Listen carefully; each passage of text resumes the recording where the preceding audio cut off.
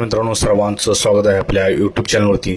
तर बघा, आज विधानसभेमध्ये रोहित पवार यांनी जे काही आमदार आहेत त्यांनी सर्व प्रश्नांना वाचा फोडली, परंतु जे काही पोलीस भरती आहे त्या पोलीस भरतीविषयी नेमकं मुद्दा मांडला का नाही, किंवा जी काही एमपीसी भरती आहे, कंबाईन भरती आहे, तर नेमकं त्यांनी जागाविषयी काय काय बोललेलं आहे।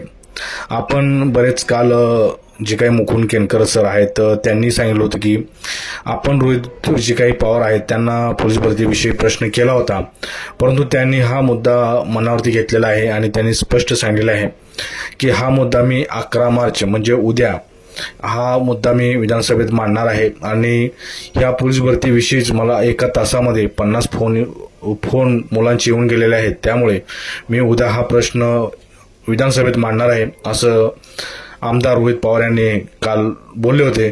परंतु आज जे काही रोहित पवारचं पूर्ण आपण भाषण बघितलं त्यामध्ये नेमकं रोहित पवार हे पोलीस भरतीबद्दल काय बोलले का नाही हे सुद्धा तुम्ही या व्हिडिओमध्ये बघा आणि तुमच्या प्रतिक्रिया कळवा। व्हिडिओ पूर्ण बघा आणि चॅनलवरती नवीन असाल तर चॅनलला सबस्क्राइब करून घ्या, कारण पोलीस भरती रिलेटेड आपण प्रत्येक व्हिडिओ पोलीस भरतीचा हा अधिकृत आणि अत्यंत महत्त्वाचा व्हिडिओ बनवत असतो, त्यामुळे चॅनलवरती नवीन असाल तर चॅनलला नक्की सबस्क्राइब करा। आणि देण्याचे अध्यक्ष महोदय तिथे जरूरत आहे। लाडक्या बहिणींबद्दल बोललो, अपेक्षा अध्यक्ष महोदय, कारण का उत्पादनाला जर भाव नसेल, नोकऱ्या नसतील, हातात पैसा नसेल, खर्च जर घराचा वाढला असेल, शेताचा खर्च वाढला, छोटा मोठा व्यवसाय करतो त्याचा खर्च वाढला असेल, तर लोकांकडे अध्यक्ष महोदय या महाराष्ट्रामधल्या 80 ते 90% लोकांकडे पैसा नाही। म्हणून 1500 रुपये जेव्हा लाडक्या बहिणीला मिळाले त्यात ती आनंदी झाली, पण दुर्दैव असं की 15 रुपयामध्ये सुद्धा ती आनंदी होती, कारण का अध्यक्ष महोदय बाकी कुठंच काय मिळेना।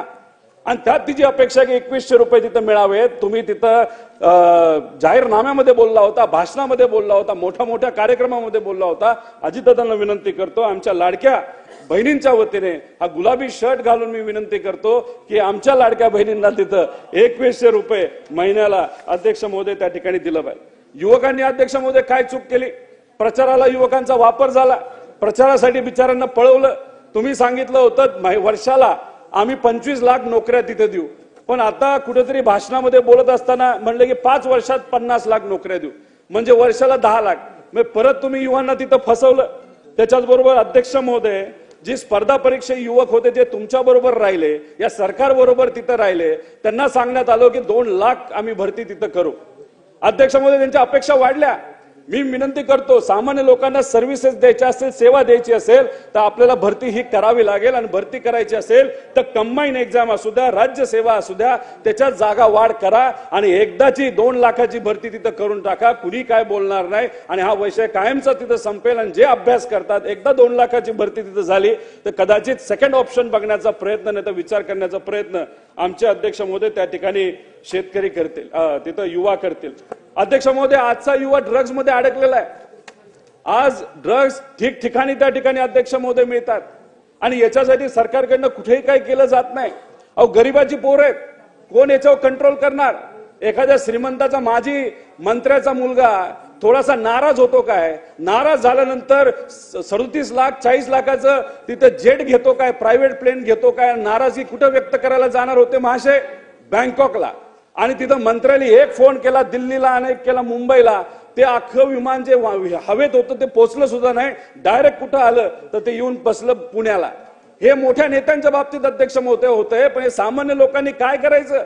ज्यांच्यावर अन्याय होतो, ज्यांना कुठे संधी दिली जात नाही, त्यांची अशी आजची अध्यक्ष महोदय परिस्थिती नाही। अध्यक्ष महोदय, बोलत असताना एफडीआय बद्दल सगळेच बोलले, आम्ही सुद्धा